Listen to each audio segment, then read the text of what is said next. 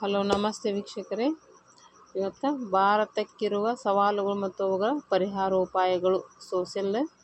ಭಾರತಕ್ಕಿರುವ ಸವಾಲುಗಳು ಮತ್ತು ಅವುಗಳ ಪರಿಹಾರೋಪಾಯಗಳು. ಅದ್ರೊಳಗೆ ಕೋಮುವಾದ ಎಂದರೇನು?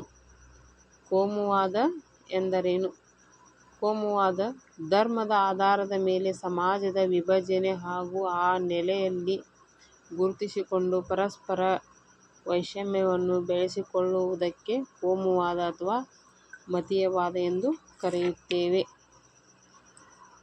ಕೋಮುವಾದ ಮತ್ತು ಮತೀಯವಾದ ಅಂತ ಕರಿತೀವಿ.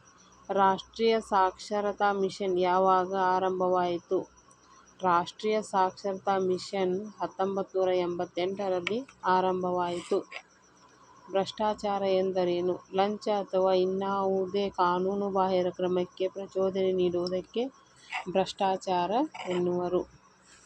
ಭ್ರಷ್ಟಾಚಾರ ತಡೆ ಕಾಯ್ದೆ ಜಾರಿಗೆ ಯಾವಾಗ ತರಲಾಯಿತು? ಭ್ರಷ್ಟಾಚಾರ ಕಾಯ್ದೆ ತಡೆಯನ್ನು 1988ರಲ್ಲಿ ಭ್ರಷ್ಟಾಚಾರ ತಡೆ ಕಾಯ್ದೆ ಜಾರಿಗೆ ತರಲಾಯಿತು. ಭಾರತದಲ್ಲಿ ದೇಶದ ಮೊಟ್ಟ ಮೊದಲ ಮಹಿಳಾ ಪ್ರಧಾನಿ ಯಾರು? ಭಾರತದಲ್ಲಿ ದೇಶದ ಮೊಟ್ಟ ಮೊದಲ ಮಹಿಳಾ ಪ್ರಧಾನಿ ಶ್ರೀಮತಿ ಇಂದಿರಾ ಗಾಂಧಿ. ಭಾರತದಲ್ಲಿ ಮೊಟ್ಟ ಮೊದಲ ಮಹಿಳಾ ರಾಷ್ಟ್ರಾಧ್ಯಕ್ಷರು ಯಾರು? ಭಾರತದಲ್ಲಿ ಮೊಟ್ಟ ಮೊದಲ ರಾಷ್ಟ್ರಾಧ್ಯಕ್ಷರು ದೇಶದ ಮೊಟ್ಟ ಮೊದಲ ಮಹಿಳಾ ರಾಷ್ಟ್ರಾಧ್ಯಕ್ಷ ಶ್ರೀಮತಿ ಪ್ರತಿಭಾದೇವಿ ಸಿಂಗ್ ಪಾಟೀಲ್. ಶ್ರೀಮತಿ ಪ್ರತಿಭಾದೇವಿ ಸಿಂಗ್ ಪಾಟೀಲ್. ಬಡತನ ಎಂದರೇನು? ಜನರು ಕನಿಷ್ಠ ಅಗತ್ಯತೆಗಳಿಗೂ ಕಡಿಮೆ ಮೂಲಭೂತ ಸೌಕರ್ಯಗಳನ್ನು ಹೊಂದದೇ ಇರುವ ಸ್ಥಿತಿಗೆ ಬಡತನ ಎನ್ನುವರು.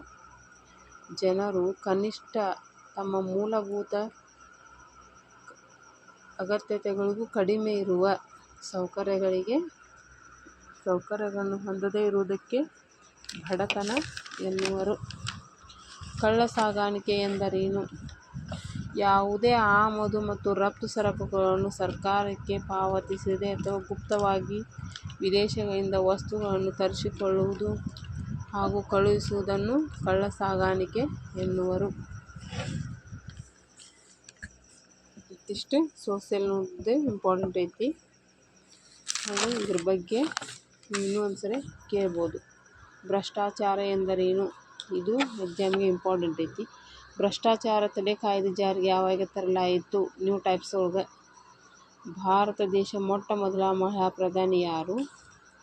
ಭಾರತದ ಮೊಟ್ಟ ಮೊದಲ ಮಹಿಳಾ ರಾಷ್ಟ್ರಾಧ್ಯಕ್ಷರು ಯಾರು?